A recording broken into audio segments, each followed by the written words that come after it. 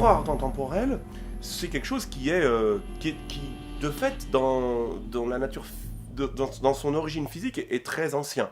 Ça naît simplement du fait que toutes les ondes, que ce soit les ondes électromagnétiques ou les ondes acoustiques ou les ondes mécaniques qui se propagent dans la Terre, satisfont à une équation d'onde, ce qu'on appelle une équation d'onde. Et cette équation d'onde a des propriétés de réversibilité. C'est-à-dire qu'on peut la voir se propageant d'un temps t à un temps t plus dt, et puis c'est la même équation qui va passer du temps ultérieur au temps intérieur. Autrement dit, il n'y a pas d'impossibilité pour qu'une onde se propage dans un sens, donc elle aille d'un point A vers un point B, puis qu'elle s'étale dans le temps. Il n'y a pas d'impossibilité physique à faire qu'elle revienne en arrière et qu'elle retrouve sa source originelle. Au niveau physique, c'est possible. Ça l'a toujours été depuis que les ondes sont les ondes, et depuis que ces équations d'ondes de Helmholtz ont été écrites. Après, ce qui a été nouveau dans les années 90, c'est la réalisation technique. C'est-à-dire comment est-ce qu'on fait en pratique pour faire qu'une onde revive sa vie antérieure. Eh bien, en fait, pour permettre à une onde de revivre sa vie antérieure, on va créer justement ce miroir.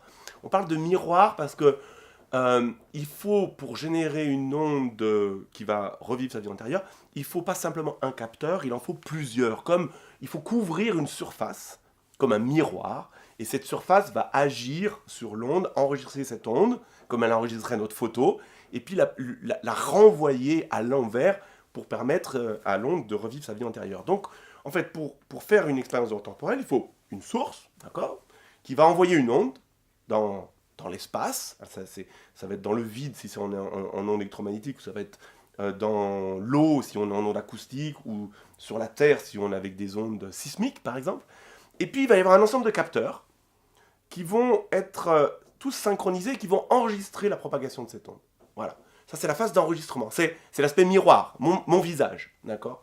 Et puis après, dans une deuxième étape, et c'est là qu'arrive la magie du temps temporel, ces capteurs vont ne plus être des capteurs, mais être des sources à leur tour.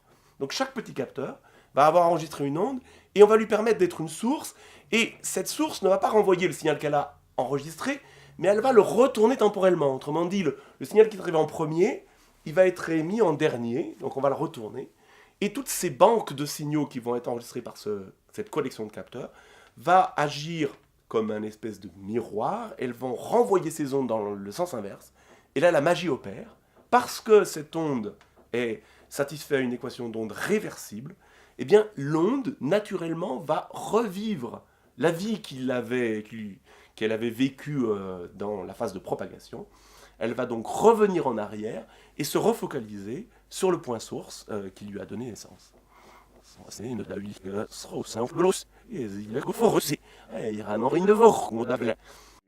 De très très jolies manips ont été faites à l'échelle macroscopique, et je parle d'une expérience qui a été faite dans une piscine. Une piscine de 10 mètres par 10 mètres, je n'ai pas exactement les dimensions, mais ça devait être ça, peut-être 5 mètres par 5 mètres. Dans cette piscine, un caillou est lancé. Donc je lance un caillou, ce caillou tombe et génère cette onde cylindrique qu'on connaît bien. Et puis sur les bords de la piscine, uniquement sur les bords de la piscine, sont placés des petits capteurs qui vont mesurer cette onde qui s'est propagée. Et cette onde s'est propagée, mais elle a aussi été réfléchie par les bords de la piscine. Donc c'est une onde qui se propage longtemps. Hein. Elle arrive, elle est captée par les capteurs, et puis elle continue sa vie, elle réverbère, etc. Et on enregistre toute la vie de cette onde.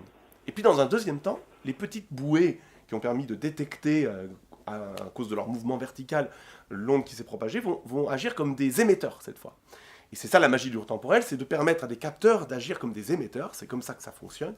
Et si tous ces petits capteurs qui ont enregistré ces ondes, qui les ont stockées, agissent comme des sources cette fois, en retournant l'onde qui a été enregistrée et en la renvoyant de façon simultanée, eh bien on voit une expérience absolument phénoménale, qui est que l'onde, d'abord, elle revit toutes ses réverbérations, et puis à un moment, on la voit se régénérer au centre et créer un geyser.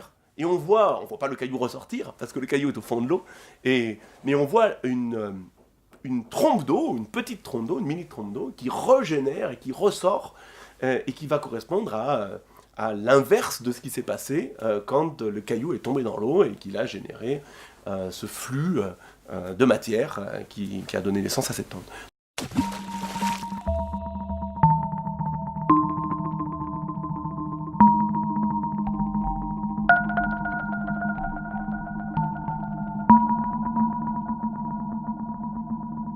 à toutes les échelles, du micromètre jusqu'aux milliers de kilomètres.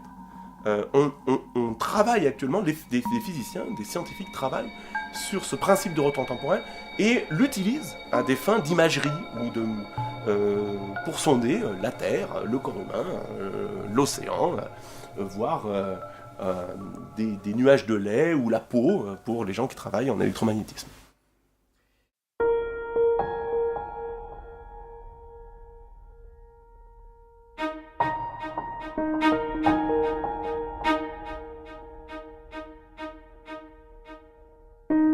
Il y a des challenges associés aux sciences de la Terre qui sont magnifiques, qui sont sociétales. Détecter, prévoir, anticiper un tremblement de terre, c'est quelque chose qui nous anime tous les jours, sur lequel on travaille de façon très active. Le fait que maintenant on soit capable de déployer à la surface de la Terre, sur des échelles de l'ordre du millier de kilomètres, des densités de capteurs sismiques incroyables, avec plusieurs dizaines de milliers de capteurs qui couvrent plusieurs milliers de capteurs qui couvrent le Japon, mais on passera dans 5 ans à des dizaines de milliers de capteurs qui couvriront le globe terrestre, nous permettent d'envisager la possibilité de détecter et prévoir les tremblements de terre avant qu'ils arrivent. Ce serait génial, ça, parce que ça sera la base du retour temporel. Hein.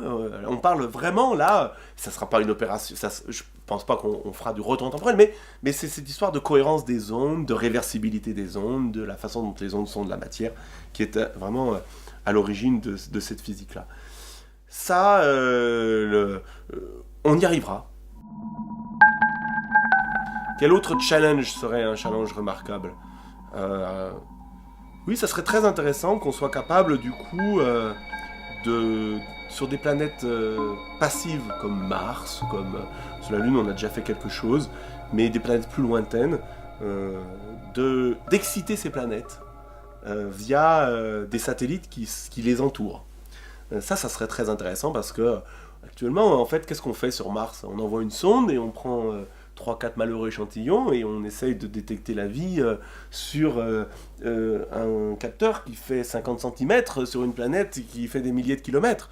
L'avantage des ondes, c'est qu'elles se propagent sur ces milliers de kilomètres.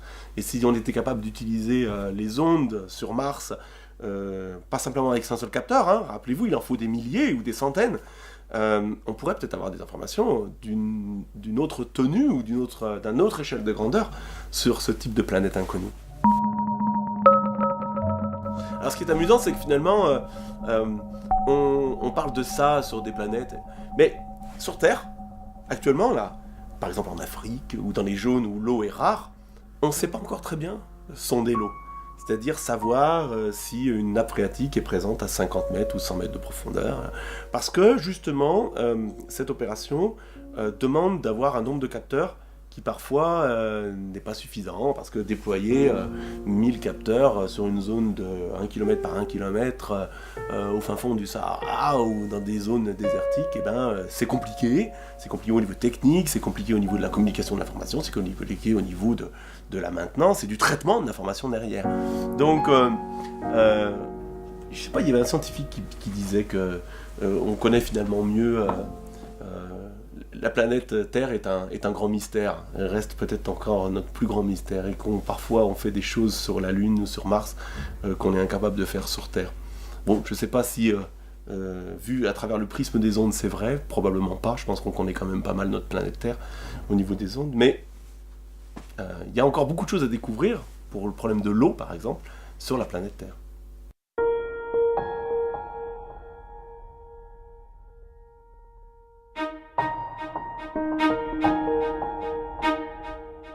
Moi, je suis un expérimentateur. Je suis un physicien qui travaille à l'intérieur d'un laboratoire de géophysique, mais qui a vraiment un background de physicien, mais je fais des expériences. Ce qui m'intéresse, c'est les expériences. Alors, les expériences sont souvent assez difficiles à concilier avec la science-fiction, parce que pour faire une expérience, il faut arriver à la faire. Donc, il faut utiliser les matériaux du moment, les techniques du moment, etc. Donc, je ne pense pas que mon travail scientifique ait été marqué par la science-fiction. En revanche, j'ai toujours regardé avec un œil amusé la façon dont on pouvait utiliser les ondes dans les récits de science-fiction. Et vous n'êtes pas le premier à imaginer qu'on puisse faire du retour temporel avec des ondes électromagnétiques, parce qu'il y a eu des films et même des livres. Un film de série B américaine qui n'était pas terrible, mais qui, là aussi, envisageait d'utiliser des satellites à la surface de la Terre pour focaliser des lasers à un endroit donné et détruire éventuellement telle et telle zone. Je sais qu'on a aussi envisagé dans un film ou deux, je ne me rappelle plus, l'idée d'aller au centre de la Terre pour régénérer des ondes qui annuleraient d'une certaine façon le champ géodynamo ou la dynamo terrestre. Donc cette idée d'utiliser les ondes pour provoquer quelque chose de grandiose à l'échelle de notre globe terrestre, elle est amusante, elle est intéressante, elle n'est pas encore réalisable, mais pourquoi pas? Pourquoi pas?